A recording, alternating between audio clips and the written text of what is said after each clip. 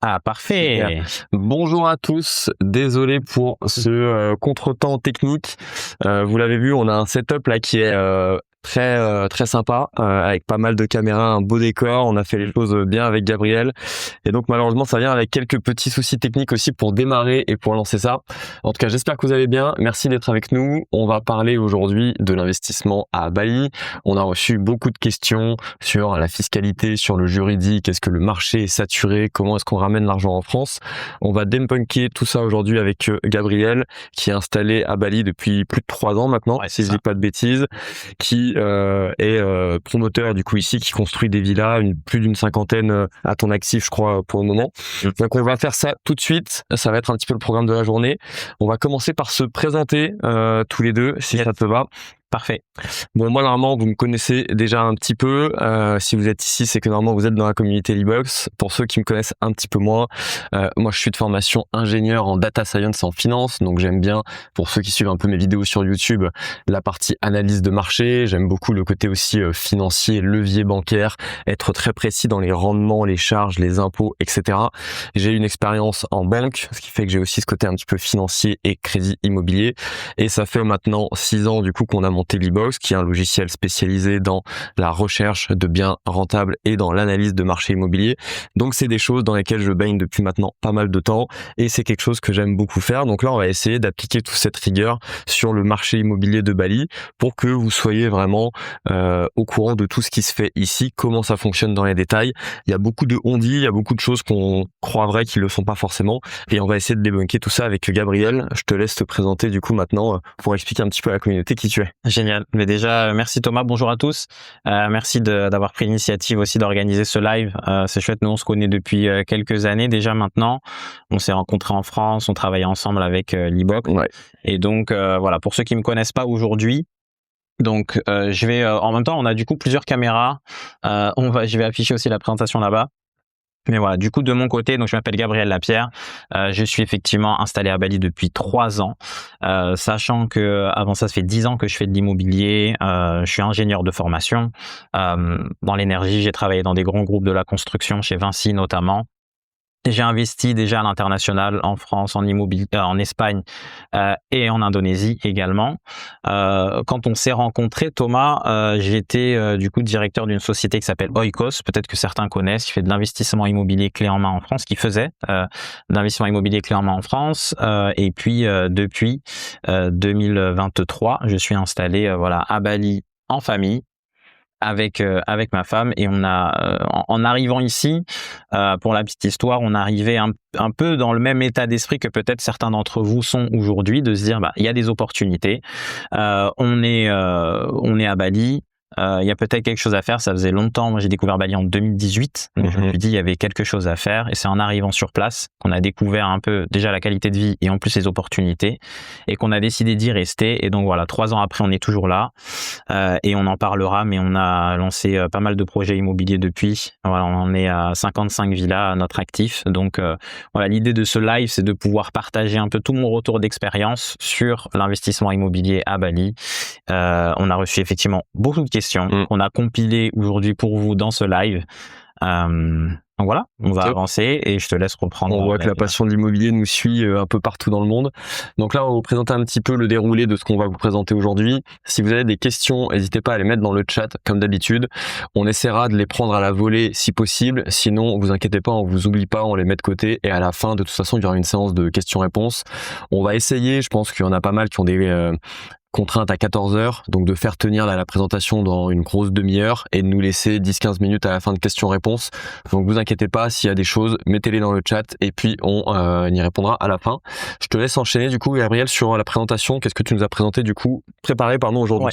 Totalement. Écoute, première chose à faire, c'est que avant d'investir, que ce soit à Bali ou voilà, qui est une île, il faut d'abord comprendre le contexte un peu économique global. Donc Bali, c'est situé en Indonésie. On est dans un contexte aujourd'hui où on a, donc là on le voit à l'écran du coup, l'Europe qui devient de plus en plus compliquée, où on a des taux qui sont élevés depuis l'ère 2018-2021 qui était très favorable pour l'investissement IMO. Peut-être que beaucoup d'entre vous en ont profité, moi aussi, toi aussi Thomas.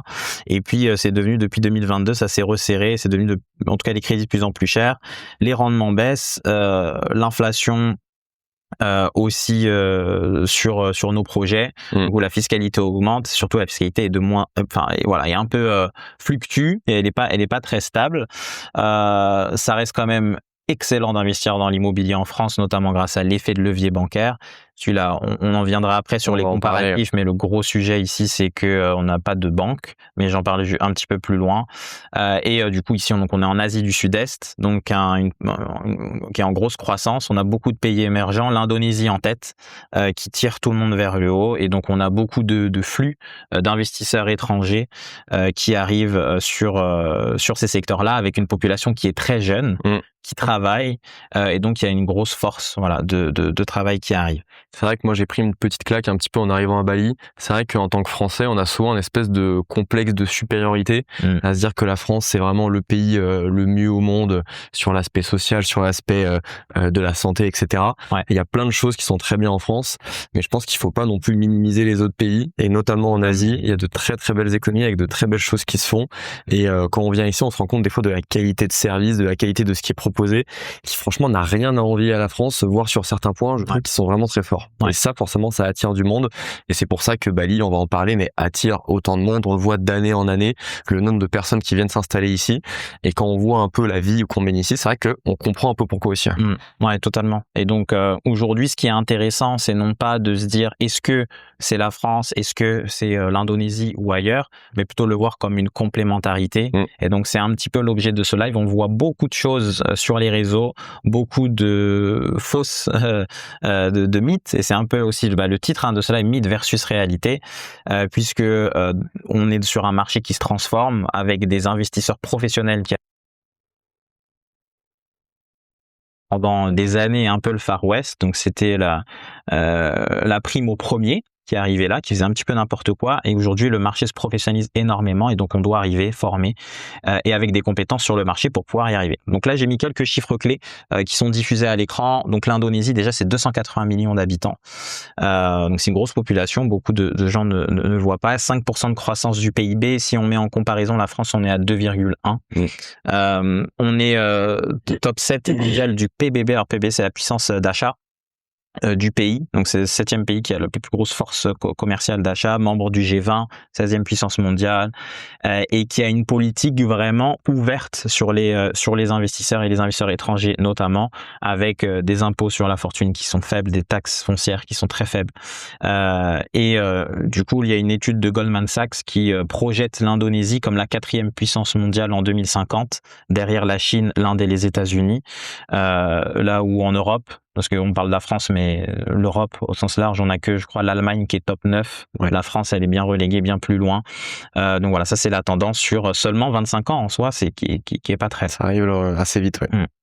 Exactement. Donc si on fait un zoom sur Bali maintenant, donc Bali effectivement c'est connu pour le tourisme. On le voit beaucoup sur les réseaux sociaux, toutes les images qui tournent, les vidéos, les vacances, etc.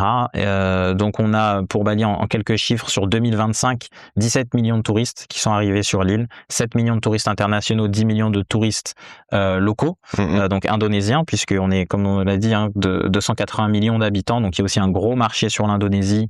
Jakarta, qui est une des plus grosses villes du monde, il y a 40 millions d'habitants quasiment, avec son agglomération, et on a des fortunes vraiment qui sont basés là-bas. Et donc forcément tout ça, à la fois l'afflux touristique également, et c'est un peu la démarche dans laquelle tu es aujourd'hui, celle dans laquelle j'ai été il y a 3 ans, de dire bon, il est peut-être temps un peu de poser mes valises ailleurs, découvrir autre chose. Sauf que donc il y a toi et moi, on est deux, mais il y a des millions de personnes qui pensent à ça et qui le font et qui le réalisent chaque année. Et donc ça tire aussi cette demande du marché, non pas uniquement sur du touristique, mais également sur de la location longue durée, sur de l'achat de maisons de qualité, etc., pour pouvoir s'installer, y vivre, installer en famille. Il y a des écoles internationales et tout ça. Donc ça tire naturellement les prix de l'immobilier vers le haut. Voilà, j'ai mis quelques chiffres clés. Voilà, donc sur les taux d'occupation, sur les rendements qu'on peut avoir en Indonésie, qui sont très tirés. C'est un marché ici à cash flow. Où on va aller chercher beaucoup de rendements locatifs. C'est surtout sur ça qu'on va s'appuyer. Et donc, voilà, pour les chiffres clés. Tu nous préciseras, je crois que tu as des projets du coup que tu as fait les dernières années où on ira un petit peu plus dans le détail des chiffres. Ouais. Là, le 8-15%, donc on parle bien de net d'impôts, après les différentes charges, la gestion et après même le rapatriement de l'argent en France.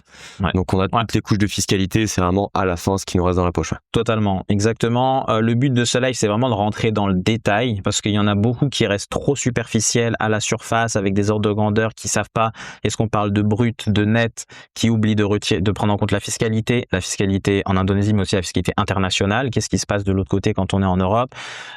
Tous les frais de gestion, puisque maintenir des villas sur de la location premium, ça coûte cher aussi. Ouais. Donc, il y a beaucoup d'éléments à prendre en compte pour pouvoir y arriver. Et c'est un peu la mission d'ailleurs de l'e-box, c'est d'y voir plus clair sur son investissement immobilier et ne rien oublier avec tous ces niveaux de taxes qui peuvent faire une grande différence quand on parle de rendement brut ou de rendement net d'impôt in fine. Donc, j'ai pris des cas d'études détaillées. On y reviendra après un peu plus loin dans la présentation avec les chiffres réels qu'on a eu nous en exploitation sur nos villas en 2025 et de combien, voilà, quels sont les ordres de grandeur en termes d'investissement, qu'est-ce qu'on paye, quels sont nos revenus, quelles sont nos dépenses exactes, la fiscalité, comment elle s'applique, quel est notre rendement réel net d'impôt in fine. Parfait, on va creuser là-dessus. On a reçu du coup beaucoup de questions que tu m'as transmises, Thomas. Ouais. Parmi elles, du coup, j'ai prévu, donc là, il y a près une dizaine de questions, les questions principales qui reviennent tout le temps. Également, moi, en 3 ans, depuis que je suis à Bali, j'ai eu peut-être 600 rendez-vous différents, appels avec des investisseurs, et c'est systématiquement, exactement, les mêmes questions. Donc, j'ai repris toutes celles-ci, je les ai condensées ici, et on va y répondre une par une. Si ça te va, on fait comme ça. Avec plaisir, oui. Très bien. La première, déjà, c'est il y a trop de villas, c'est saturé, ou alors est-ce qu'il y a encore de la place à Bali? Est-ce qu'il n'y a pas déjà trop de villas? Est-ce qu'il n'y a pas trop d'offres sur le marché? Comment évolue la demande par rapport à l'offre, etc. Bali, c'est un marché qui est jeune, qui a 30 ans. Il y a 30 ans, tout le monde était sur Seminyak, Kuta, autour de l'aéroport, et rien d'autre. Ensuite, c'était quasiment que des rizières. Aujourd'hui, 30 ans après, et on le voit, l'offre s'est énormément internationalisée. On a beaucoup de choses qui se passent sur le marché, des villes qui sont passées il y avait rien, des rizières de zéro, et puis aujourd'hui, on a des villes entières qui sont construites pour accueillir du coup tout ce flux touristique et ce flux d'expatriés qui vient s'installer, qui vient immigrer sur Bali. Et donc en fait, est-ce qu'il y a encore de la place? En France, nos villes, elles ont bien plus que 30 ans. On continue d'y investir, juste que le marché évolue. Évidemment, on investit. On n'a pas investi à Bali il y a 30 ans de la même manière qu'on l'a fait il y a 10 ans, de la même manière qu'on l'a fait il y a 5 ans et de la même manière qu'on le fait aujourd'hui. À chaque fois, le marché évolue et au plus le marché est jeune et au plus il faut être capable d'être flexible, d'être liquide sur ses investissements pour pouvoir y arriver et adapter totalement sa stratégie dans une vision long terme en essayant d'anticiper un petit peu les flux économiques qui se passent dans les villes, où sont les prochains centres-villes, où est-ce que ça va se développer, etc. Et ça, il faut passer du temps sur place pour pouvoir y arriver et décrypter un petit peu le marché. Donc voilà, j'ai mis 3 façons en fait de gagner sur un marché qui sont en fait des façons très générales. Et Bali passe exactement dans ces phases-là. C'est aujourd'hui soit on est pionnier sur un marché, donc on est le premier à arriver sur un marché. Et donc ça, c'est ce qui s'est passé à Bali il y a 15 ans, il y a 10 ans. Et puis ensuite, post-Covid, beaucoup de monde, pendant le Covid, beaucoup de monde qui sont arrivés, le marché a un petit peu plongé, c'est d'ailleurs depuis a doublé, le marché a explosé. Et là, on a une multiplication de l'offre, et notamment, on est rentré sur le deuxième segment qui est d'être différent, c'est de se différencier sur le marché. Il faut savoir qu'à Bali, il y a beaucoup de gens qui sont différents, il y a beaucoup de gens qui ont des bonnes idées, on n'a pas trop de contraintes sur la partie PLU, urbanisme, permis de construire, etc. Il y en a, mais d'un point de vue règles urbanistiques, on est quand même assez libre. Et donc, quand on a des gens qui viennent de la planète entière, et pas uniquement du coup de la France, de la Suisse, de la Belgique, donc en fonction de là où les gens nous regardent, mais principalement c'est les Français aujourd'hui. Mais on est en concurrence avec les cerveaux du monde. Donc c'est-à-dire on est en concurrence avec des Espagnols, des Russes, des Américains, des Indiens qui viennent investir ici, qui ont une vision différente de l'investissement aussi. Et donc être différent sur un marché qui est international, c'est possible, mais c'est de plus en plus dur. Troisième option, être meilleur que les autres sur son marché, tout simplement. Meilleure qualité, meilleure exécution. Et là, Bali rentre dans cette catégorie-là. Aujourd'hui, ceux qui ont construit, parce qu'ils sont rapidement, parce qu'ils sont arrivés dans les premiers, etc., ou qui ont juste tout mis sur l'idée de je mets un toboggan dans ma villa et ça va tout transformer, ça fonctionne, mais un temps.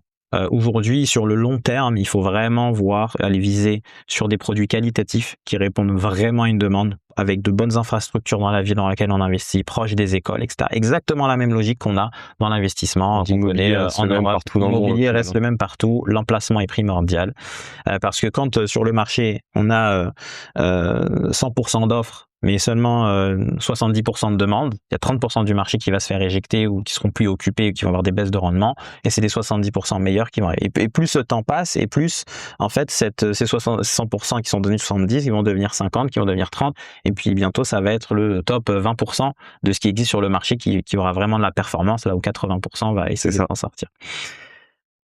Voilà, sur ce point-là. C'est vrai qu'on voit, si je peux compléter là-dessus, on a vraiment toute la côte sud de Bali. Donc nous, là, aujourd'hui, on est à Canggu. Tu le disais, il y a quelques années, en fait, ça construisait énormément à Seminyak, qui est un tout petit peu plus au sud. Et puis, ça s'est un petit peu envoyé sur Canggu. Et puis, ça s'est envoyé encore un tout petit peu plus au nord sur Perennenan. Puis là, ça construit encore un petit peu plus à CC. Et on voit, en fait, ça construit. Mais il y a une demande qui est tellement forte. On voit tellement de gens qui viennent et qui veulent s'installer. Depuis le Covid, les personnes qui peuvent travailler en ligne, qui peuvent être digital nomades, etc., même des personnes qui viennent ou des restaurants ici, etc.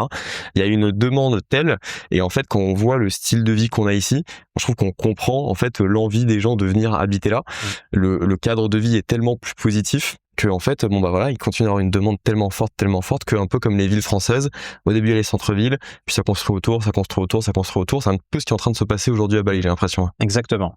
Et comme tu le disais, sur Bali, on n'a pas de centre-ville comme on a en Europe, où on a vraiment l'église au centre du village, et puis ensuite ça s'élargit sur l'agglomération.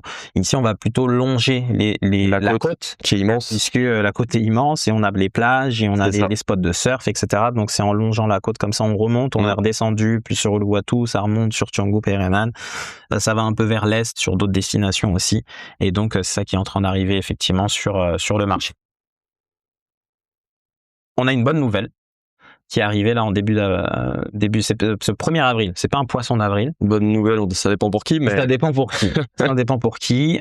Pour vous expliquer, ça va dans la continuité de ce que j'expliquais juste avant sur le fait que le marché se professionnalise. Au 1er avril, on a 50% des villas qui sont illégalement exploitées sur Airbnb. Donc, qui sont illégalement exploités tout court, et du coup les plateformes comme Airbnb les sortent de leur listing.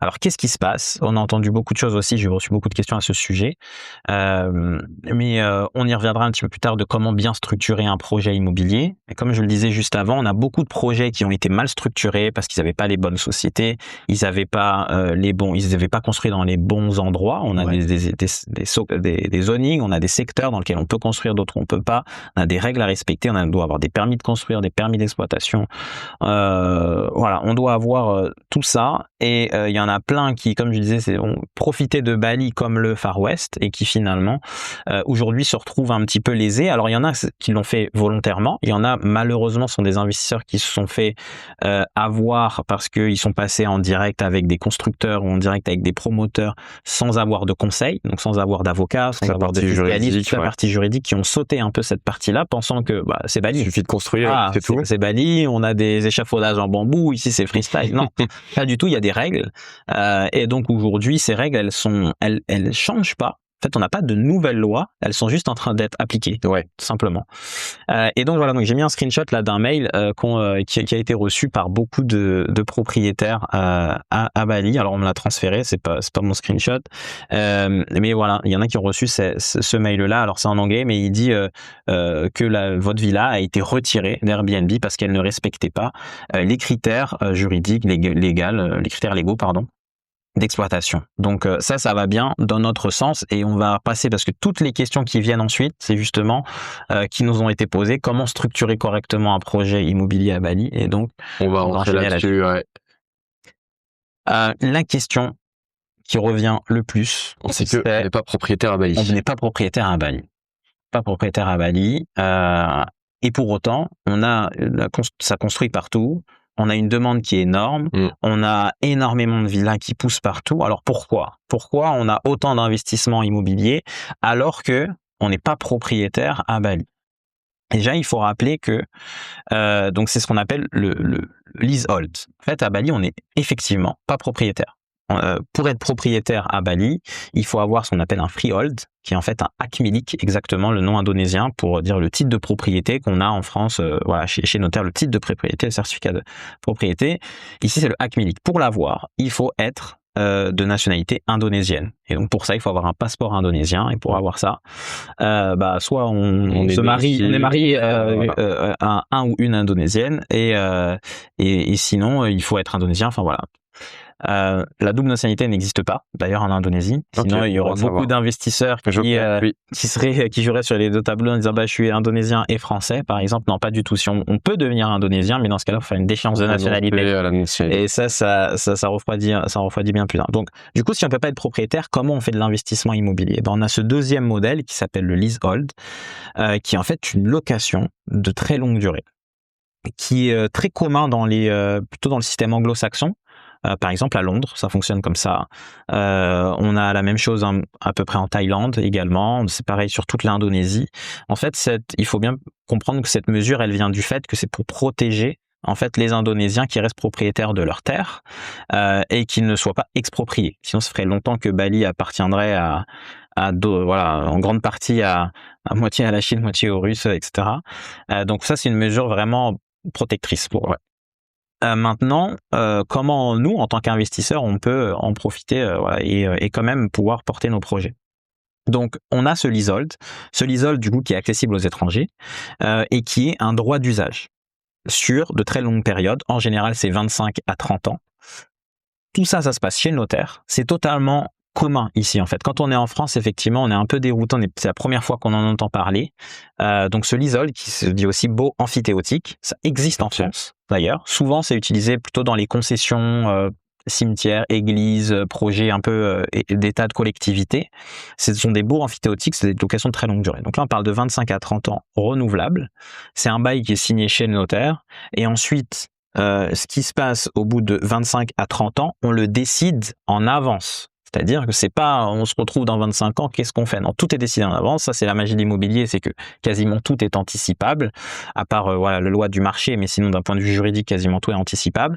Et donc, on va avoir dans notre contrat qu'on a signé au jour 1, déjà défini, déjà négocié en fait les conditions avec le propriétaire indonésien, parce qu'effectivement, on loue ce terrain à un propriétaire indonésien, c'est pas avec l'État, c'est pas avec l'Indonésie, c'est avec un propriétaire. Et donc là, c'est une négociation de gré à gré. Cette négociation, on va définir la durée de la location, on va définir le prix de la location et on va définir les conditions d'usage, donc ce qu'on peut en faire de ce terrain, et ensuite les conditions de renouvelabilité.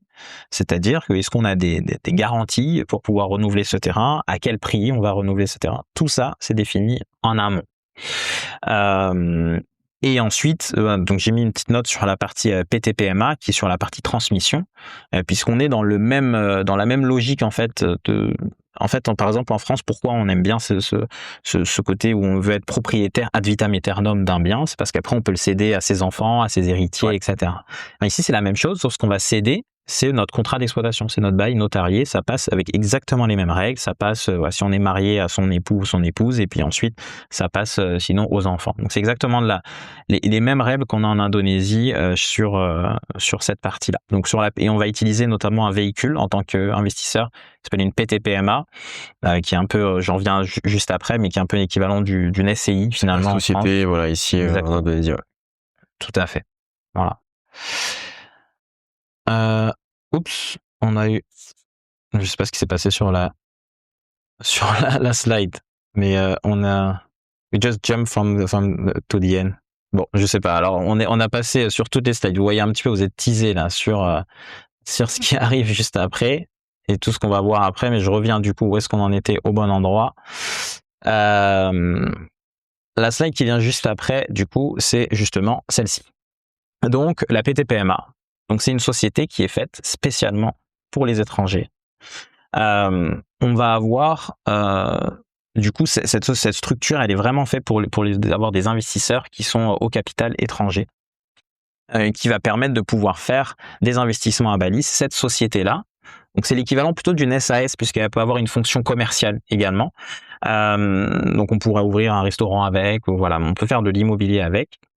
C'est elle qui va détenir du coup le bail, le leasehold.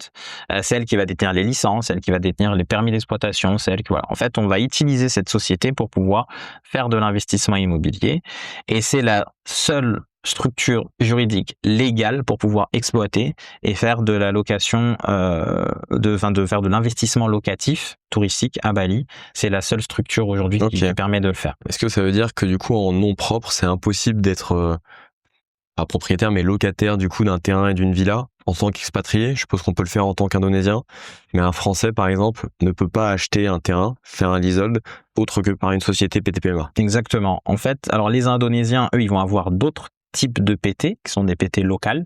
C'est pas la PMA. PMA, c'est vraiment dédié aux investisseurs étrangers, mais ils ont aussi besoin d'avoir des structures légales pour le faire. En tant qu'investisseur en nom propre, effectivement, on peut pas être. On peut être investisseur en nom propre si par exemple on veut avoir une villa pour faire sa résidence principale, pour y habiter. Là, on n'a pas du coup d'exploitation et on peut totalement être titulaire du leasehold directement en nom propre. Autrement, on va passer via cette société PTPMA. Alors aujourd'hui, la réalité, c'est que 90% du marché ne le fait pas. Pourquoi? Parce qu'on a très peu de contrôle. Et ça coûte forcément un petit peu d'argent puisqu'on a un bilan annuel à faire, on a la comptabilité à tenir, exactement comme en France, une SCI, exactement. On a un peu plus de contraintes, mais c'est la manière légale de le faire. Donc il faut le faire parce que c'est grâce à la PTPMA qu'on va pouvoir obtenir les permis de construire, on va pouvoir obtenir les permis d'exploitation et de pouvoir du coup exploiter légalement en location courte durée. Sortir de Airbnb, comme certains le font. Exactement. Aujourd'hui, Airbnb, on le voit sur la plateforme, il demande vraiment dans l'annonce quel est votre numéro du KBLI. Alors, KBLI, c'est l'équivalent du code APE, NAF, anciennement, pour dire quelle est la catégorie de cette PTPMA. Et on va demander également le numéro de licence d'exploitation. Et pour avoir ce numéro de licence d'exploitation, on peut l'avoir uniquement avec une PTPMA. Voilà. Est-ce que tu veux qu'on prenne quelques questions du chat ou on avance? Là, on n'a pas trop de questions, mis à part quelque chose sur l'investissement en Espagne, donc on va avancer un petit peu, je vois que l'heure tourne. Très bien. Donc sur le zoning à Bali, je vais passer un peu plus rapidement. On a donc 3 zones à Bali. Les green zones, donc les zones vertes, qui sont des zones agricoles, les zones résidentielles jaunes et les zones commerciales roses. Aujourd'hui, green zone, interdit de construire dessus. Sur les zones, les yellow zones, donc les zones résidentielles, on va pouvoir ici y habiter, mais on va pas pouvoir. On peut construire, on peut y habiter, mais on peut pas exploiter en location courte durée. Et on a les zones commerciales, les pink zones, qui elles permettent de faire de l'exploitation touristique et commerciale dessus, qui va nous permettre du coup via notre PTPMA d'obtenir ces autorisations. Sur le niveau de taxation, une question qui revient beaucoup, on a 4 niveaux de taxes à Bali. La première, c'est qu'on a 10% de taxes sur les locations. Sachant que ça agit un petit peu comme une TVA, c'est-à-dire qu'on paye 10% sur nos revenus collectés, mais on va aussi avoir sur nos dépenses, on va pouvoir récupérer ces 10%. On a certaines charges qui sont récupérables. Ensuite, on a un impôt sur les sociétés. Alors ça fait rêver beaucoup de gens, mais on a effectivement 0,5% d'impôt sur les sociétés sur la PTPMA durant les 3 premières années. Donc c'est 0,5% du chiffre d'affaires, et après, au bout de 3 ans, on passe à 11% du bénéfice. Et ensuite, là, l'impôt, il est net. Nos revenus après avoir payé ces 2 taxes-là, il est net dans notre société. Donc 10,5% in fine. Et encore, 10, sachant qu'on a les charges récupérables, donc voilà, on a un peu moins de 10%. Ensuite, si on veut se verser des dividendes en fin d'année, c'est possible. Et là, on a deux taxes à payer, 2 impôts à payer. On a un côté Indonésie et un du côté de sa résidence fiscale. Si on est résident fiscal français, on va prendre l'exemple de la France. Il faut savoir qu'il y a une convention de non-double imposition entre la France et l'Indonésie. Et d'ailleurs, entre l'Indonésie et plus de 70 pays dans le monde. Donc, on a Belgique, Suisse, voilà, si on a des Belges et des Suisses qui nous suivent. Donc, on va pas payer d'impôts pleinement 2 fois. Premier impôt qu'on va payer, c'est les dividendes taxe sur les dividendes côté Indonésie. Donc, on a 10 ou 20% à payer en fonction de si on est résident, ce qui est mon cas, par exemple, ce sera peut-être le tien bientôt, et 20% sur les non-résidents. Ensuite, quand l'argent arrive en France, on va payer non pas donc on va payer la flat tax, mais on va pas la payer totalement. Donc c'est 31,4 maintenant depuis le 1er janvier, depuis cette année, 31,4. Mais on va pas payer 31,4 sur l'argent qu'on reçoit. On va payer la différence entre les 31,4 et souvent pour les non-résidents du coup 20% qui a déjà été payé, donc in fine 11,4. Alors, ça va générer un crédit d'impôt qui va pouvoir être déduit du coup sur nos impôts en fin d'année. Ça, c'est pour la partie imposition. Et ensuite, 2 modèles d'investissement. Du coup, c'est ce qu'on disait juste avant. Soit on peut investir en nom propre, et dans ce cas-là, donc c'est plus souvent adapté quand nos revenus sont issus de nos revenus salariés, de notre salaire. Et du coup, on va créer une PTPMA pour investir à Bali. Et comme je le disais juste avant, voilà, on va tout transiter via cette PTPMA. Mais c'est évidemment possible d'investir en nom propre. C'est juste qu'en nom propre, on sera actionnaire de cette PTPMA, une société indonésienne. Qui est une société indonésienne. Deuxième modèle, là c'est investissement, et là c'est plus pour les chefs d'entreprise ou ceux qui ont des SCI ou des holdings. Donc là on peut investir directement via sa holding ou sa SCI française. Par exemple, moi j'ai des clients aujourd'hui qui ont des SCI françaises, qui ont de l'argent et qui du coup utilisent la trésor de leur société pour la réinvestir ici à Bali. Et donc c'est le montage assez simple en fait, la holding et des sociétés. En fait on va toujours créer cette PTPMA à Bali. Seulement, l'actionnaire ne sera pas, par exemple, je prends ton cas, ce sera pas toi, Thomas, directement actionnaire de la société, mais ce sera ta société qui sera actionnaire de cette même. Voilà, c'est possible pour une SCI également, tant que c'est permis dans les statuts. Pour ça, il faut juste consulter son comptable, mais normalement, 95% des SCI le permettent. Voilà pour ça. J'ai mis un petit récap, mais du coup, on en a parlé. Donc voilà, je vais passer un petit peu plus rapidement sur cette slide-là. On a plusieurs personnes qui nous ont demandé à partir de combien on peut, il faut combien pour s'offrir une villa à Bali ou investir dans l'immobilier à Bali. Et donc là, il faut bien comprendre une chose, c'est que les banques, qu'elles soient françaises ou indonésiennes, ne financent pas les investisseurs étrangers. Donc, en tant que Français ou Belge ou Suisse, peu importe, on ne peut pas avoir accès au crédit bancaire ici pour profiter de l'effet de levier bancaire. Cash, Donc, c'est un marché en cash. C'est un marché à cash. L'Asie du Sud-Est fonctionne comme ça, c'est un marché à cash. Même si on a évidemment, il y a toujours des plans de paiement pour pouvoir financer par exemple la construction d'une villa, ce genre de choses, il y a toujours des facilités de paiement. Malgré tout, ça reste un marché à cash, donc il faut avoir la trésorerie disponible. Il y a une manière quand même, que j'ai pas écrit sur la slide, mais que je vais vous dire quand même, qui permettrait d'utiliser l'effet de levier bancaire en France. Ce serait, et il y a un seul cas, faut que votre banque elle joue le jeu. Si on a un bien qui est déjà payé en France, on va utiliser, donc net de crédit, qui n'a pas de ligne de crédit dessus, on va utiliser en fait cet actif-là. Par exemple, une maison qu'on a, notre résidence principale, elle est payée.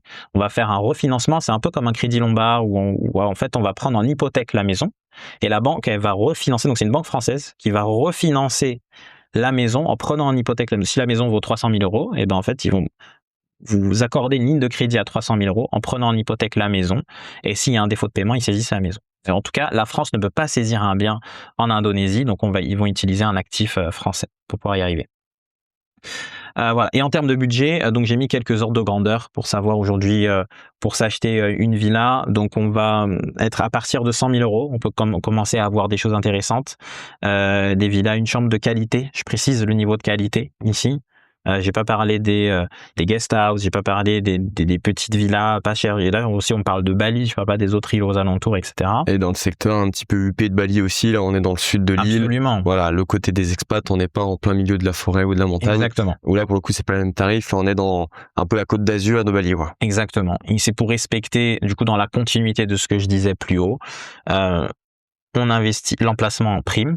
Aujourd'hui, on est obligé sur un marché qui est surtout de plus en plus concurrentiel et où il y a beaucoup d'offres, de devoir se mettre sur des secteurs qui sont un peu plus premium et donc de sécuriser ces emplacements qui coûtent naturellement plus cher avec des biens de qualité, donc qui coûtent naturellement plus cher. Donc oui, on pourrait investir à Bali dans une villa à 60 000 euros. Il y aurait forcément des contraintes, soit en termes de localisation, soit en termes de qualité. Voilà. Et puis ensuite, donc quelques budgets idéal entre 100 et 400 000 euros. Je recommande pas nécessairement, surtout pour un premier investissement à Bali, d'aller sur des projets à plus de 400 000 euros parce que ça va être dur en fait à rentabiliser. Ça va être vraiment dur à rentabiliser. Où on a, par exemple, sur un bien à 800 000 par rapport à un bien à 400 000, on va payer 2 fois plus cher, mais on va pas forcément avoir 2 fois plus de rendement locatif. On va peut-être avoir 50% de plus. Ouais. Exactement. Okay. Donc, en fait, on va être sur des biens qui sont plus patrimoniaux, où on est moins sur un projet à cash flow, et on va être plus sur un projet patrimonial, où on va aller chercher des plus-values à la revente. Et donc là, c'est une stratégie un petit peu différente. Avec l'IMO, ça change pas. En France, c'est pareil. Hein. Quand tu vas sur du studio, t'es en général plus rentable qu'un T2, qu'un T3, etc. Hors mode de location un petit peu exotique, coloc, etc. C'est vrai qu'on voit que finalement l'IMO, ça reste un peu le même fonctionnement partout dans le monde. Des marchés sont différents, mais la philosophie et la logique derrière restent quand même souvent la même. Totalement d'accord avec toi. Ensuite, pour investir à distance, beaucoup nous ont demandé comment faire. Alors là, j'ai expliqué un peu comment moi j'opère, mais voilà, c'est globalement un peu les grandes lignes de ce qui se passe ici, ou en tout cas ce que je recommande de faire pour un investisseur aujourd'hui qui nous regarde, qui souhaite investir à Bali, ce qui doit être fait. Première chose, c'est déjà de tout sécuriser d'un point de vue juridique. Donc avoir un notaire, avoir un avocat, avoir un fiscaliste, ne pas sauter cette étape pour être sûr d'investir dans un projet qui est correctement bien ficelé, bien structuré. Et puis ensuite, on va avoir donc des équipes sur la partie suivi de travaux. Donc il y a les architectes qui vont définir le projet. Et puis ensuite, on a toute la partie construction et suivi de projet qu'on peut suivre à distance totalement. Pour toutes ces étapes-là, il n'y a pas besoin de se rendre à Bali. Tout peut se faire à distance. Il n'y a qu'une seule chose qu'on ne peut pas faire à Bali, qu'on ne peut pas faire à distance, pardon. Il y a une seule chose, c'est ouvrir un compte en banque. Il n'y a que pour ouvrir un compte en banque à Bali, pour une PTPMA par exemple, compte en banque qu'on aura besoin au moment de la location pour pouvoir récupérer les loyers. Ouais. À ce moment-là, il faudra prévoir dans le cadre de son investissement. Alors c'est terrible, mais il va falloir faire un petit aller-retour à Bali pour et venir en vacances bronzé, tout ça va être horrible, pour venir signer une ouverture de compte en banque. Très bonne excuse pour venir prendre des vacances ici. Exactement. Ce qui est génial, c'est qu'en plus, tout ça peut passer en frais de société, puisqu'on a un projet ici, donc voilà, c'est très bien. Puis ensuite, on a la partie exploitation, avec la location, on a les conciergeries dédiées, on peut suivre tout ça à distance, et puis ensuite, on va pouvoir se verser des revenus, des dividendes, de manière annuelle, il y a des reportings détaillés, et puis à la fin de l'année, on a le bilan, et on se verse du coup ces revenus à ce moment. Tu m'as demandé de présenter des chiffres. C'était le but un petit peu de cela. Voilà. On aime bien chez les investisseurs Libox avoir du concret. Et du coup, je sais que toi, t'es un petit peu comme ça aussi. Donc, vu que tu as des projets qui ont déjà été faits, on peut voir un petit peu les chiffres et puis voir un petit peu si ça fonctionne bien comme on le dit. Parce qu'il y a beaucoup de gens qui disent que ça fonctionne comme ci, comme ça. Et là, au moins, on peut voir un petit peu les vrais chiffres. Très bien. J'ai pris 3 exemples. Et il y en a un qu'on va décortiquer vraiment de A à Z. Parfait. Donc là, j'ai pris l'exemple de ces villas qu'on a développées du coup dans le secteur qui s'appelle Perenade, qui ont été, donc c'est un projet qu'on a démarré en 2023, qui a été livré début 2025. On a fait 9 villas de 2 à 3 chambres. Sur l'ordre de grandeur entre 249 000 et 299 000 euros. Et l'image qu'on voit en fond là, c'est l'image de la villa, on est d'accord? C'est l'image de la villa. Pour faire joli, c'est la vraie villa, ok. Je crois que j'ai prévu quelques photos juste après. Ça c'est quelques photos réelles de la villa, de cette villa-là en particulier, donc qui a entièrement équipée. Le prix qui a été affiché, c'est le prix comprenant le terrain, la construction, les frais de notaire, la constitution de la PTPMA, meublée jusqu'à la petite cuillère, bref, prête à être exploitée sur location courte durée. Donc voilà le genre de projet qu'on peut s'offrir pour ces budgets-là. Et donc si on rentre dans le détail en termes de chiffres, donc j'ai tout noté ici. C'est une villa qui a été achetée donc 299 000 euros clé en main, comme je disais, tout inclus, avec un bail, donc on parlait tout à l'heure de l'ISOL, 25 ans plus 25 ans renouvelable, ça peut être renouvelé plusieurs fois. On a donc mobilier, PTPMA, et elle a commencé à être exploitée en avril 2025. Côté charge, puisque tu m'as demandé aussi, souvent c'est cette question qui est oubliée, c'est ok, combien ça me rapporte, combien, ok, mais ensuite les charges. On peut avoir des gros rendements bruts, mais en effet, si derrière tu as énormément de gestion, énormément de charges, ça change quand même la donne. Totalement. Première charge à compter, c'est les charges de gestion locative, qui sont aux alentours de 15%. En tout cas sur cette villa. On a ensuite eu toute la fiscalité qui s'est abattue, donc on a précisé juste avant, donc voilà, les 10%, les 0,5, puis la flat tax, etc. Et donc, ce que j'ai fait, c'est que j'ai regroupé les résultats de 2025 sur cette villa, donc qui a été louée sur 8 mois, d'avril à décembre 2025. Donc là, c'est les chiffres réels. Et ce qui est d'autant plus intéressant, c'est qu'en plus, la semaine passée, on a fait le versement de dividendes à tous nos investisseurs sur ce projet-là. Et oui, vu qu'on est en avril, donc ça fait 1 an du coup. Ouais, exactement. On a clôturé le bilan au 31/12 et puis ensuite, le temps de consolider, voilà, on a versé les résultats 2025. Donc, on a les loyers bruts, 32 200, 15% de frais de gestion, les taxes sur la location, l'impôt sur les sociétés et bénéfices, 24 000. Donc, on voit qu'entre... il y en a beaucoup qui s'arrêtent en fait aux 32 000. Ouais. Et encore, ça, c'est une année partielle. Hein. Donc, c'est pas une année totale sur cette villa. Il y en a qui se seraient arrêtés là en disant 32 000 euros, c'est ça. Non, on est plus bas à 24 000 euros. Et encore, ça, c'est net côté Indonésie. C'est net d'impôt côté Indonésie. On n'a pas encore appliqué la fiscalité française. Si je switch sur du coup la suite, on a... Donc ça, c'était côté au revenu locatif. Ouais. On a un deuxième volet qui est au moment de la revente. Cette villa, elle va être revendue cette année. Donc cet été, le propriétaire va la vendre. Revente prévue, estimée par rapport au prix du marché, aujourd'hui, aux alentours de 350 000 euros, par rapport à la valeur qu'elle a. Une marge nette d'environ 30 000 euros. Et donc là, je crois qu'il y a ma tête qui cache du coup le rendement, mais le ROI annualisé, c'est 13%, là, qui est derrière Qui est derrière toi, ouais, 13%, ok. Ouais. Si je détaille, on a une quatrième taxe dont on n'a pas parlé, qui était l'impôt sur la plus-value, enfin l'impôt sur la revente. Ouais. Parce qu'ici, on ne paye pas de taxe sur la plus-value, on paye un taxe sur le prix de vente. Donc, donc c'est plus violent que juste sur les plus-values. Donc là, si on revend à 350 000 euros, on va payer deux taxes différentes. Parce que quand en fait on achète ou quand on revend un bien en Indonésie, on a souvent un contrat de leasehold pour le terrain et ensuite on a un contrat sur la partie construction. Même quand on revend, on va revendre un terrain plus une construction et pas une villa dans son ensemble. Et donc on n'a pas la même fiscalité qui s'applique dans un cas comme dans l'autre sur la partie foncière. Donc on a 10% sur le prix de revente et on a 3,5% côté construction. Et donc on va tourner aux alentours de... Ça dépend de la proportion entre le prix du terrain et le prix de la construction, mais c'est du coup plutôt en moyenne. On va tomber entre 3,5 et 10, voilà, peut-être aux alentours de 6, 6,5, 7, quelque chose comme ça. Et donc voilà, donc sur ce projet, quand on additionne les loyers nets, la plus-value théorique pour l'instant, on est sur 78 000 euros de gains sur 2 ans. Et donc, si on annualise par rapport à l'investissement qui a été fait, on est à 13% net d'impôt. Et voilà, c'était pour ce projet-là. Bon bah nickel, là on a vraiment une bonne vision du coup de vraiment tous les chiffres et je sais que moi j'ai reçu des questions qui me demandaient, on voit des fois des rentabilités affichées à 20%, des trucs énormes.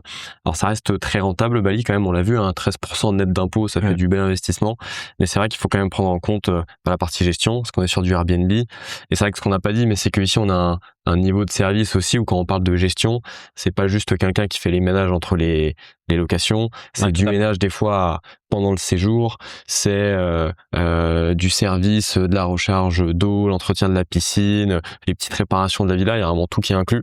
Et du coup, à la fin, on arrive quand même à sortir un rendement au-dessus de 10% net d'impôt. Donc c'est plutôt très sympa. Absolument.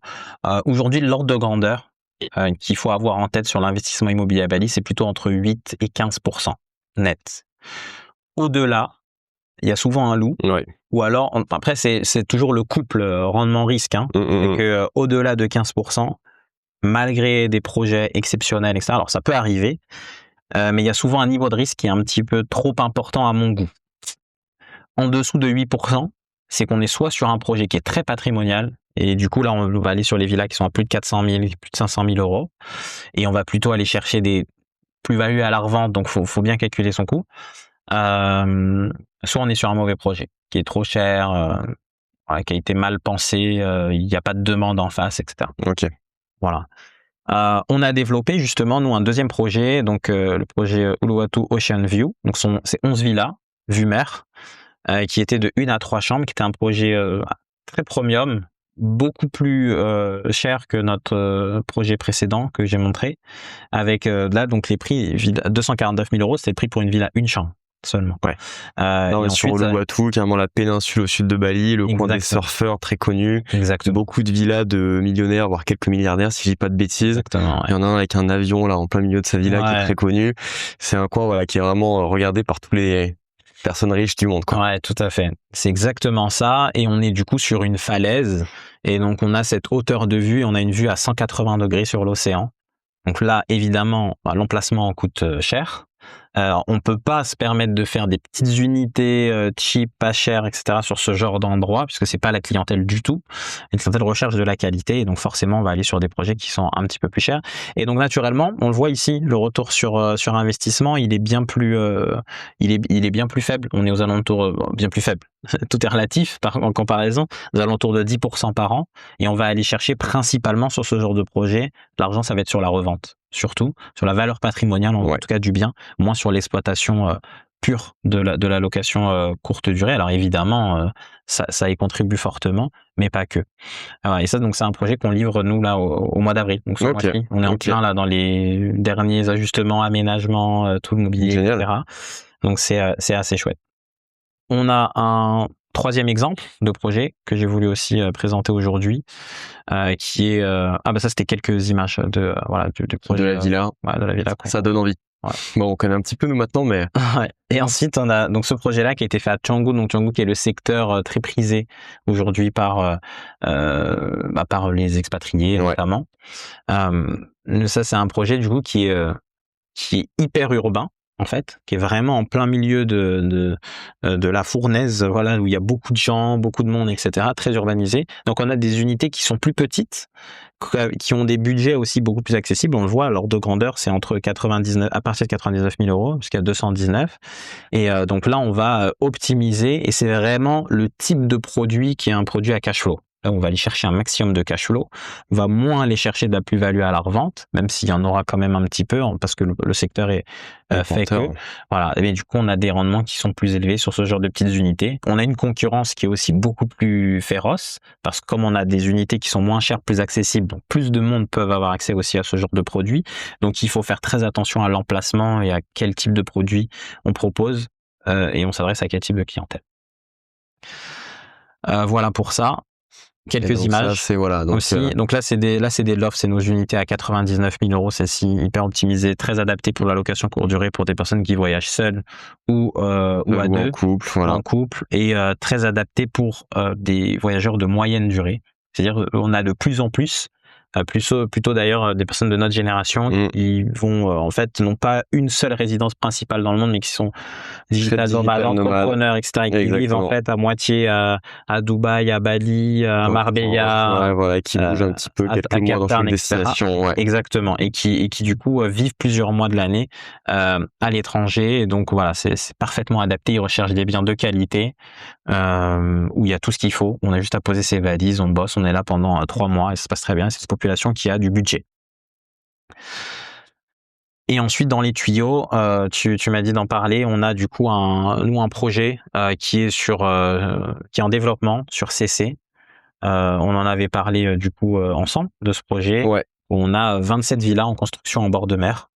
Là, l'emplacement est très très premium, et on a justement le lancement officiel de ce projet qui se réalisera lors d'une soirée qu'on fait en présentiel à Paris le 5 mai. Et puis ensuite, on a plein de dates, de tournées un peu.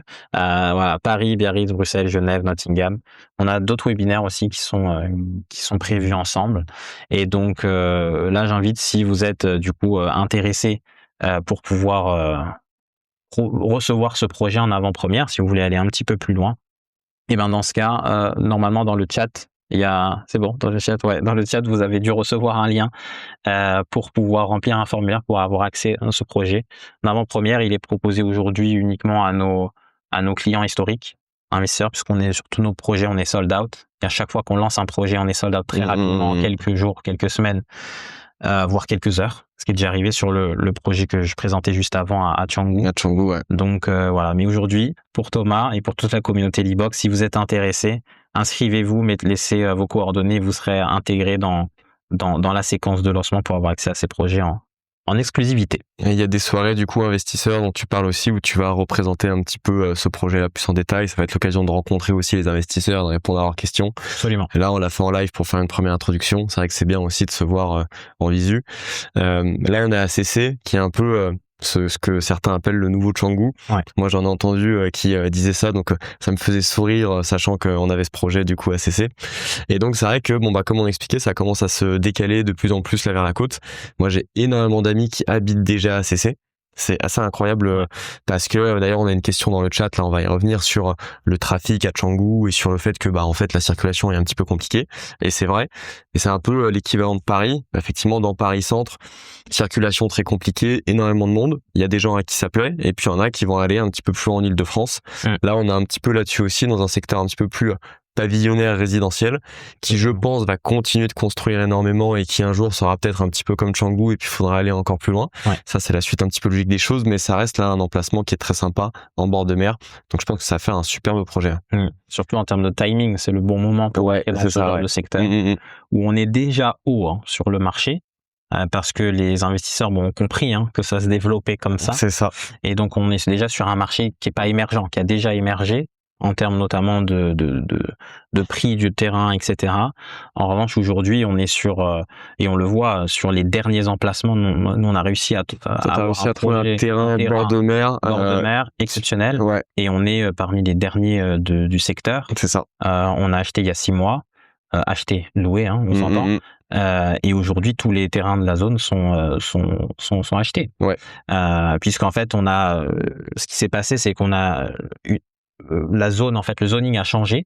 À 1 kilomètre depuis la mer jusqu'à 1 kilomètre dans les terres, tout est passé en pink zone. Il est devenu constructible, exploitable, etc. Okay. Ça, c'était il y a 1 an. Et du coup, tous les terrains ils se sont arrachés en 6 mois parce que il y en a qui vont même pas construire pour l'instant. Ils vont juste attendre. Juste attendre que le terrain prenne de la valeur et le revendre dans 2 ans. Mais en tout cas, voilà. Donc c'est l'emplacement à Bali est primordial à la fois pour avoir des bons rendements, mais aussi pour sécuriser le capital, qui est hyper important. Écoute, un grand merci Gabriel en tout cas pour toutes ces infos. J'espère que ça vous a plu à tous et que du coup vous y voyez plus clair sur l'investissement à Bali. C'est vrai qu'on n'a pas trop parlé de la comparaison par rapport à la France. C'est vraiment la façon dont je le vois là, c'est que la France, on l'a dit, ça reste quand même un très bon marché immobilier, notamment grâce à l'effet de levier, qui permet, quand on n'a pas trop de cash en fait, de pouvoir s'endetter, de pouvoir faire des projets à plusieurs dizaines, plusieurs centaines de milliers d'euros. Donc ça c'est top. Bali, je le vois vraiment dans une forme de diversification. Il y a pas mal d'entrepreneurs qu'on a aussi chez Libox avec qui on discute, qui ont des boîtes avec de la trésorerie. Cette trésorerie, des fois on sait pas trop quoi en faire, donc on peut l'investir par exemple sur des comptes titres en bourse. Et puis une façon de diversifier, ça peut être aussi d'acheter justement de l'immobilier un petit peu à l'étranger. On est sur des rendements qui sont plus élevés du coup que des rendements en bourse. On va être sur du 8% en moyenne brute. Et là, il n'y a pas de flat tax qui est intégré. Là où en brut, du coup, avant imposition, on va plutôt être entre 10 et 15 à Bali. Donc ça fait une bonne diversification. C'est vrai que c'est un inconvénient du coup parce qu'il faut avoir du cash. Mais quand on a du cash et qu'on sait pas trop comment investir, ça peut être une bonne façon. Moi, je trouve que c'est un marché qui est très porteur. Et j'avais beaucoup de doutes, moi, avant d'arriver à Bali, parce qu'on entendait beaucoup de choses. Il y a un effet réseaux sociaux, je trouve un petit peu négatif sur Bali des fois, parce que malheureusement, les gens les plus visibles sont pas forcément les gens les plus compétents, voire les plus honnêtes. Et en arrivant à Bali, c'est vrai qu'on se rend compte de pourquoi est-ce que c'est une île qui attire autant de monde, parce qu'il y a vraiment une qualité de vie qui est assez incroyable. Et quand on vient ici, on se dit mais oui, je comprends pourquoi autant de gens ont envie de venir ici, ont envie d'y habiter, et du coup forcément le marché immobilier il suit derrière. Totalement. Top. On a quelques questions. Si tu as encore 5-10 minutes, Gabriel, on va essayer d'y répondre. Avec plaisir. Pour ceux qui sont encore là et qui n'avaient pas de réunion à 14h, je vais prendre toutes les questions. On a une question qui nous dit sur la partie fiscalité. J'ai entendu dire qu'il faut avoir un numéro de résident et souvent il y a un prête-nom indonésien. Est-ce que c'est vrai? Non, ça mythe. Alors en fait, c'était... D'où ça vient? En fait, ça vient souvent d'une réalité, des mythes. Ce qui s'est passé, c'est qu'il y en a beaucoup. Là, en fait, on parle vraiment de la différence entre si on a investi en nom propre, si on a investi via une PTPMA. Si on a investi via une PTPMA, on a besoin de personne. uniquement nous. Dans une PTPMA, il faut du coup un directeur et un commissionnaire et en fait un équivalent d'un voilà, il y a un président, un directeur, un peu comme il y aurait dans une société SCI par exemple, et on peut être soi-même directeur et mettre quelqu'un de proche de sa famille qui aura pas forcément de part de la société, mais qui pourra être du coup commissionnaire. C'est ça pour constituer. Et ensuite, on peut prendre toutes les décisions soi-même. On peut liser le terrain. On n'a pas besoin de prête-nom. Et souvent, c'est fait. En fait, ça vient du fait qu'il y en a qui ont essayé d'acheter des terrains, de louer des terrains à titre perso, et sont passés du coup par un Indonésien pour avoir accès à certaines choses. Qui ont essayé de zoulouter un petit peu le système. Et aussi, ça vient beaucoup du fait, on avait eu la question en Thaïlande, ça fonctionne comme ça. On a beaucoup qui utilisent des prête-noms pour investir. À Bali, il n'y a pas du tout besoin de faire ça. En tout cas, si quelqu'un vous le propose, c'est que c'est une zone grise et il faut pas y aller. Voilà, il n'y a pas besoin de faire ça. Ok, très bien. Je fais une petite aparté. Est-ce qu'on peut avoir le lien du formulaire dans le chat? Je sais pas si quelqu'un dans l'équipe là, ou si vous pouvez me l'envoyer pour que du coup ceux qui sont intéressés puissent commencer à le remplir pendant qu'on répond aux questions. Je vois qu'il n'est pas encore apparu. On avait la question, du coup j'en ai un petit peu parlé sur la partie circulation. Donc la question c'est, avec le surtourisme à Bali, les milliers de villas, toutes plus belles les unes que les autres, la circulation infernale entre Seminyak et Canggu par exemple, que pensez-vous des autres îles de l'Indonésie comme Sumba par exemple? Alors déjà je pense qu'il y a un petit côté peut-être pareil, réseaux sociaux, reportage M6 sur le surtourisme à Bali. Effectivement, il y a beaucoup de circulation, il y a beaucoup de monde. Maintenant, c'est une grande ville, quoi. C'est-à-dire que moi, quand je suis à Paris, je trouve que la circulation et le monde est pire qu'à Bali, et largement. Et puis même quand je suis à Lyon, même quand je suis à Bordeaux. Donc, c'est une grande ville, c'est sûr. Après, on est quand même assez loin, je trouve, d'une surpopulation à Bali. L'île est quand même encore extrêmement grande. Et il y a peut-être aujourd'hui 10 à 15% qui est vraiment très développée et très peuplée. Il y a encore une grosse partie de l'île, je sais pas ce que t'en penses, qui est encore vierge et totalement nature. Ouais, c'est exactement ça. Là même, les chiffres réels, c'est 80% de la population à Bali et aussi des villas disponibles en location sont situées sur 3 villes. Canggu, ses alentours, Ubud, ses alentours, et Uluwatu et ses alentours. Ces 3 villes concentrent 80% du marché et des gens, etc. Alors que Bali, c'est bien plus que ça. C'est pas que ça. Donc on va avoir effectivement de la circulation. On est sur en fait, Bali évolue. C'est plus juste une petite île paradisiaque où on vient se promener à deux comme ça, plage de sable blanc à perte de vue, machin, pas du tout. Bali, ça devient vraiment un hub international qui se densifie en termes de population, en termes d'infrastructure, et donc ça se retrouve naturellement dans sur nos routes, tout simplement, aux heures de pointe, on a des bouchons. On a aussi cet effet où ce qui se passe, c'est que avec toute cette communauté immigrée, qui est du coup sur Canggu, pour ne pas la citer, et ben en fait, au même titre que nous, on vit dans ce secteur-là. On a l'immobilier qui monte, sauf que les Indonésiens, à part ceux qui avaient déjà des terres ici, ne se logent plus ici. Ils sont autour, ils sont à Denpasar, ils sont à Tabanan, ils sont dans d'autres secteurs. Et du coup, tous les matins, on a un peu cet effet Paris intramuros versus la banlieue, idem pour toutes les autres grandes villes de France, où on a les travailleurs qui sont pas forcément intramuros, qui sont un peu plus loin. Et donc, on a ces vagues de circulation le matin et le soir pour les gens qui rentrent et qui repartent parce que le travail se situe ici. Vraiment, c'est du coup 80% des jobs se situent aussi dans ces secteurs-là. Et donc, naturellement, ça crée un peu de circulation. Où est-ce qu'on souffre de la circulation? Pas du tout, je suis parisien également.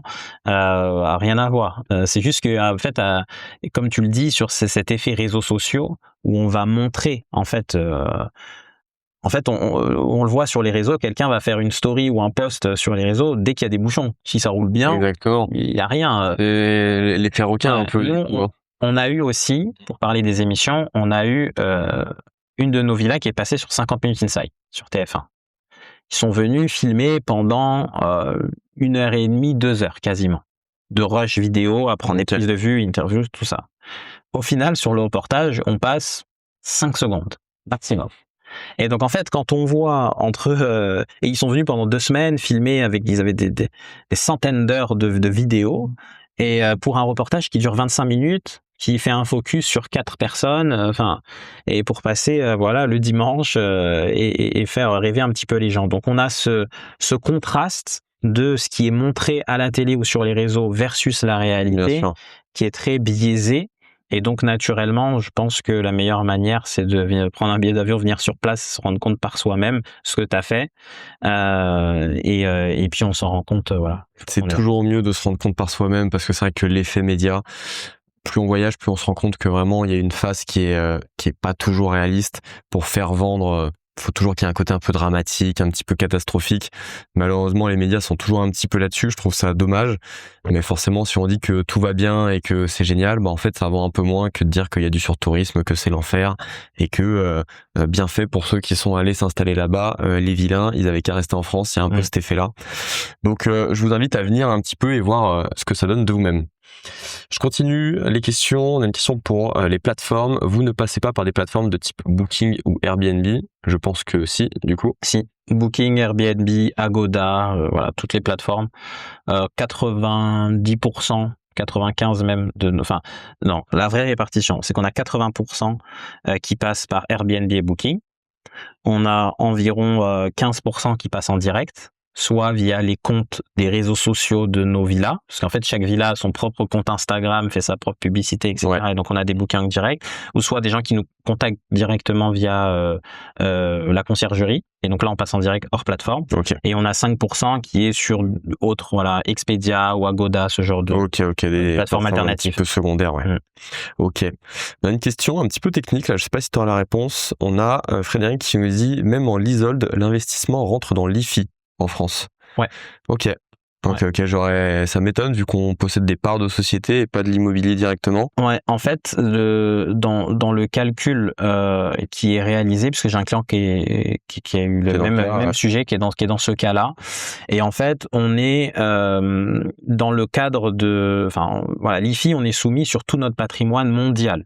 Donc ça vaut pour Bali, ça vaut pour si on a un appart à Dubaï, ça vaut si on a un appart, je sais pas, au Mexique, ça vaut pour la même chose. Et donc oui, aujourd'hui c'est catégorisé comme, malgré que ce soit un contrat d'exploitation, c'est catégorisé dans l'IFI. Ok, ça marche. On a une question de Jacques, est-ce qu'il y a un risque climatique à Bali? C'est possible. Totalement. On est du coup en Indonésie. L'Indonésie a eu en 2002, je crois. Alors c'était pas sur Bali, c'est des îles qui sont plus au nord, l'île de Java notamment, qui a subi des tsunamis suite à des tremblements de terre, etc. Bali, alors il faut voir géographiquement, en fait, ça c'est que j'ai pas d'image des zones sismiques affichées à l'écran, mais en fait, faut voir que Bali est un peu entouré en fait d'autres îles à gauche et à droite qui sont un peu plus importantes. Donc on a Java sur la gauche, on a Lombok sur la droite, et donc on pourrait avoir des répliques de séismes par exemple qui touchent, mais pour l'instant à Bali, de catastrophes naturelles qui ont détruit un raz-de-marée, un peu les images qu'on a eues, qu'il y a eu en Thaïlande, qu'il y a eu au Bangladesh, etc., et qui ont balayé des villas, etc. Pour l'instant, il y a pas. Bon, c'est peut-être arrivé avant. Je crois que la plus grosse explosion du monde, c'est un volcan Krakatoa il y a 200 ans en Indonésie, qui est la plus grosse explosion jamais connue. Mais effectivement, ça reste de l'ordre de l'exceptionnel.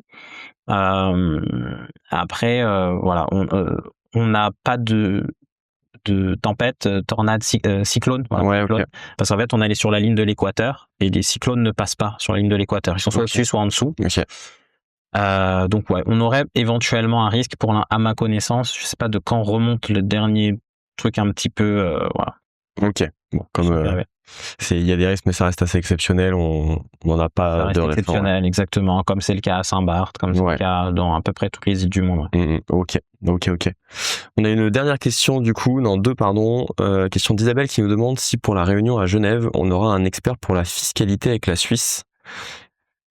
C'est quelqu'un que je connais à titre personnel, qui est entrepreneur aussi, qui a un certain patrimoine et qui du coup veut bien ficeler le montage pour qu'il n'y ait pas de risque ni juridique ni fiscal, quoi. Je comprends. Sur la Suisse, j'ai pas mal de clients suisses, donc on peut déjà faire un premier rendez-vous ensemble. Et après, s'il faut, mon fiscaliste qui est en Indonésie est francophone, et donc il accompagne dès qu'il y a des des montages un petit peu plus particuliers ou du patrimoine un peu compliqué ou peu importe, là je mets en lien directement avec mon contact francophone ici, qui est mon cabinet qui s'occupe de toute cette partie-là. Il peut totalement gérer sans aucun problème. Ok, top. On a une question. Est-ce que tu as un chiffre sur l'évolution des prix de l'IMO de Bali sur les 10 dernières années? 10, non. Ouais. J'ai pas 10, j'ai 5 ans. 5 ans. Depuis Covid. Enfin, en fait, depuis le pré-Covid, parce que évidemment, pendant le Covid, il y a eu une chute d'environ 20-25%. Comme partout dans le monde. Là, il y en a eu plein qui ont saisi des bonnes opportunités à ce moment-là parce qu'ils y ont cru et qui, du coup, aujourd'hui, ont fait des x2 et x3. Mais juste pré-Covid, donc 2019 à 2026 aujourd'hui, c'était dans mes slides, je crois qu'on est à 30%. Je crois que tu as mis 20% sur 3 ans. C'est 20% sur 3 ans et sur plus, je crois qu'on est à 30%. Ok. Donc, belle augmentation qui correspond à une belle ville française. Sur 6 ans. Ouais. Okay. Sur 6 ans, on est à 30% sur 6 ans. Et en fait, il faut bien voir que tout ça, c'est pour ça que j'ai commencé par la partie macroéconomique, c'est porté par le fait que le PIB, donc produit intérieur brut par habitant en Indonésie, augmente de 5% par an. Quand on a une population de 280 millions d'habitants et qu'on est la 16e puissance mondiale, 5% par an de croissance, tout secteur confondu, c'est énorme. Oui. C'est-à-dire que même si juste Bali suivait la moyenne du marché juste de l'Indonésie, ce serait 5% par an, en moyenne. Sachant qu'il y a des industries qui évoluent pas forcément, il y en a qui évoluent plus. Et donc l'immobilier est un peu plus boosté, notamment sur des zones comme Bali. Okay. Donc on est en général un peu au-dessus de la moyenne. Il faut bien se rendre compte que moyenne 5%, c'est déjà énorme à l'échelle d'un pays. Et je précise aussi que le tourisme en Indonésie, dans ce calcul-là, compte pour très peu. C'est-à-dire qu'aujourd'hui, si on doit comparer par exemple la Thaïlande, c'est 25% du PIB de la Thaïlande repose sur le tourisme. À Bali, c'est moins, je crois que c'est 2 ou 3%. Oui. C'est pareil que la France. En fait, on a une vraie économie solide, hors tourisme en fait de base. Exactement. C'est incroyable. Un gros pays exportateur. Aujourd'hui, on le voit, crise mondiale, l'essence elle monte en France, etc. En Indonésie, non, parce qu'ils produisent 70% de leurs hydrocarbures eux-mêmes. Et l'Indonésie, ça fait la taille de l'Europe. Oui, c'est l'étendre de l'Angleterre à la Russie. Enfin, c'est immense. Du Portugal à la Russie, c'est immense. Donc, on sous-estime un petit peu. On se rend pas compte à distance. En plus, c'est proche de l'équateur. Donc, sur les cartes, avec les proportions, c'est pas forcément respecté. C'est pas très représentatif. Donc, on investit avant tout, avant d'investir à Bali, on investit dans un pays, on investit dans cette croissance-là. Et après, il faut savoir où exactement, précisément. Mais le contexte général, il est quand même plutôt rassurant. Ok. Top. Et on a une autre question qui est apparue au sujet des charges pour les plateformes. On nous demande si vous passez par des plateformes, alors ça coûte 30% de rémunération dans vos calculs de charges, plus les autres charges. En général, on arrive à 30% OTA. Je sais pas ce que c'est OTA, peut-être que toi aussi. C'est les plateformes. Airbnb, Booking. Ok. Plus 15% de gestion salaire, soit mini 45% de charges, avec un point d'interrogation. Donc c'est une question. Est-ce que ça, du coup, j'imagine que oui, tu l'as pris en compte. Comment est-ce que ça s'intègre dans les calculs? Ouais, totalement. Nous, on a des partenariats avec Airbnb sur les agences de gestion. Donc en fait, les plateformes, elles ont Airbnb en particulier. On est à 4% exactement. Sur les autres plateformes, on va être alors ça dépend en fait, il y a combien de villas en gestion parce que ça se négocie avec les plateformes du coup Airbnb en fonction du nombre d'unités qu'on a, de listings qu'on a chez eux. Si on a une conciergerie avec 400 villas en gestion, elle va avoir des meilleurs tarifs que si c'était une conciergerie qui en a 3, quoi. Et ça, on va osciller plutôt aux alentours de entre 10 et 15%. Voilà, du chiffre d'affaires. Les chiffres d'affaires que j'ai présentés tout à l'heure, Samara, c'était les chiffres nets de plateforme. Donc les 32 000 et quelques euros. C'est ça, de plateforme, c'est vraiment ce qui est reçu sur notre compte en banque. Donc c'est pas sur le chiffre d'affaires, c'est déjà le chiffre d'affaires un petit peu décoté avec les frais de plateforme. Avec les frais de plateforme, c'est vraiment ce qui arrive sur notre compte en banque. Et après, comme partout, on a les charges du coup de ménage, etc., qui est en fait payé par le voyageur directement sur la plateforme. Donc ça, c'est du paramétrage ensuite. Top. Bon écoute, un grand merci Gabriel, on a fait le tour des questions. Désolé pour ce petit retard qu'on a eu en début de live, je vois qu'il y a quand même pas mal de personnes qui sont restées jusqu'à la fin, donc merci beaucoup, ça nous fait vraiment plaisir. J'espère que vous y voyez beaucoup plus clair sur l'investissement à Bali, j'espère que ça vous intéresse. En tout cas, si vous avez des questions pour moi ou pour Gabriel, n'hésitez pas. Je crois Gabriel, tu publies beaucoup de contenu en ce moment sur Instagram, totalement. Sur ton nom personnel, Gabriel-Lapierre. Exactement. Si je dis pas de bêtises. N'hésitez pas à suivre Gabriel si vous voulez un petit peu en savoir plus sur Bali. On a mis le lien du Typeform aussi si ça vous intéresse d'avoir des nouvelles sur le prochain projet qui va sortir. Et il y a les soirées du coup que tu vas faire qui commencent le 5 mai à Paris. Absolument. Si je me trompe pas. Pour se rencontrer en vrai. avec grand plaisir pour se voir, puisque donc les réseaux c'est bien, mais moi j'adore en fait rencontrer directement les gens pour pouvoir en parler en direct, échanger sur des situations spécifiques et pouvoir faire le point. Donc c'est toujours mieux de se rencontrer. On va faire des belles soirées. Par exemple, sur notre soirée parisienne, on aura entre 100 et 120 personnes. Génial. Donc ce sont des très belles soirées. On a nos investisseurs historiques qui seront là. On aura des expériences immersives qui seront prévues, des animations, tous nos partenaires. Donc c'est effectivement de beaux moments pour pouvoir se rencontrer. C'est l'occasion en tout cas pour pouvoir échanger, networker. Je l'ai beaucoup fait moi en tant qu'investisseur, et quand je recherchais justement des informations, des endroits, etc., j'étais très friand de ces soirées networking, rencontrer d'autres personnes, échanger avec eux. Donc là, ces soirées, elles sont conçues pour ça, pour aller à la fois networker, échanger et repartir encore plus riche d'autres investisseurs, qu'on était juste avant. Ouvrir l'esprit, c'est important. Ouais. Top. Totalement. Un grand merci. Merci à tout le monde de nous avoir suivis. On se retrouve très bientôt. N'hésitez pas, si vous avez des questions, vous pouvez nous envoyer des mails, nous suivre sur les réseaux. Et puis, je vous dis à très bientôt. Bonne fin de journée. Très bientôt. Ciao. Merci. Ciao, ciao.